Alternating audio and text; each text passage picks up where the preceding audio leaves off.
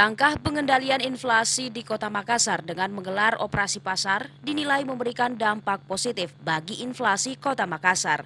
Salah satunya dengan memperhatikan harga komoditi yang meningkat secara signifikan sehingga pemerintah Kota Makassar mengambil peran dengan menggelar operasi pasar dan menjual komoditi barang tersebut dengan harga yang lebih murah seperti minyak goreng, gula, dan beras.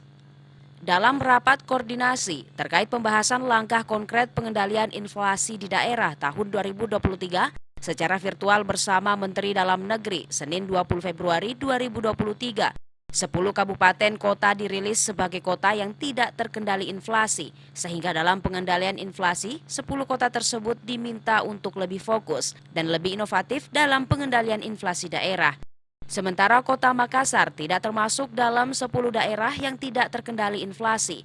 Hal ini diakui dengan adanya program operasi pasar yang membantu masyarakat menekan harga komoditi pasar yang melambung. Tiap Senin kami mengikuti rakor yang masih dipimpin oleh Pak Mendagri, terus mengenai inflasi. Tadi dibahas tentang komoditi-komoditi yang naik, diantaranya minyak goreng, bawang, beras.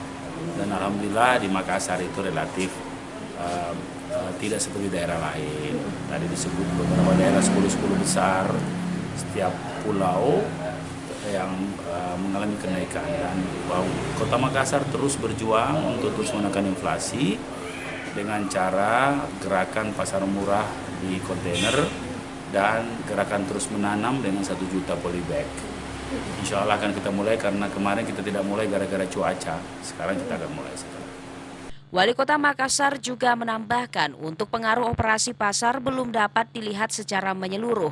Hal ini karena rilis pengendalian inflasi daerah secara nasional akan diumumkan pada awal bulan, sehingga posisi inflasi Makassar dapat dilihat pada awal Maret mendatang.